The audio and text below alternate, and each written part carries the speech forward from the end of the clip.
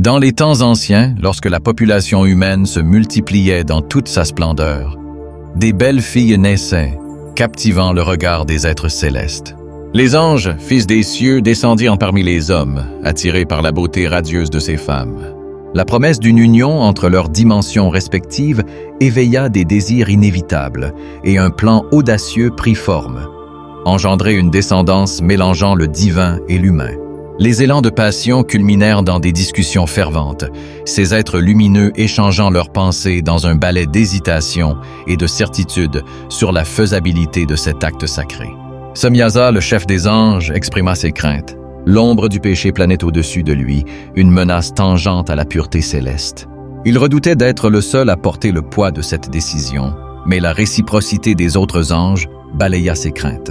À l'unisson, ils célébrèrent leur détermination par un serment, scellant leur destin collectif sous une malédiction et renforçant leur engagement à ne pas faiblir face à ce dessein audacieux.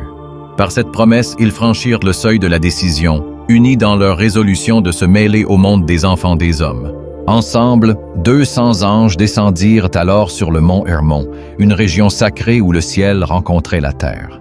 Ils y inscrivirent le nom du mont, gravant leur promesse dans le sol fertile, une signature empreinte de la puissance de leur union.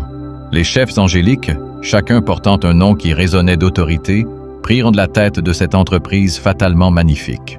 En attendant, les femmes humaines et les géants issus de ces unions développaient une origine nouvelle qui allait façonner le monde.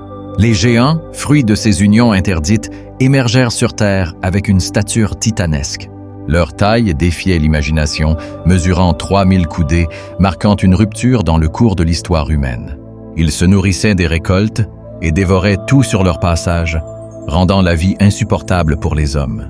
Non contents de jouer les vagabonds de la terre, ils se retournèrent contre les humains eux-mêmes, devenant des prédateurs voraces.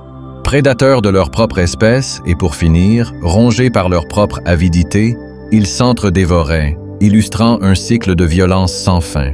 La Terre, témoin silencieuse de cette tragédie, commença à accuser ces géants, ambivalents à la fois de leur ascendance divine et de leur déclin destructeur. Le fracas de leur règne semblait annoncer un retour aux sources de la création, révélant les conséquences de la mise en œuvre de choix scellés par un serment. Ainsi, l'union des anges et des filles des hommes s'avéra être un tournant mortel, vaguement teinté d'une mélancolie éternelle.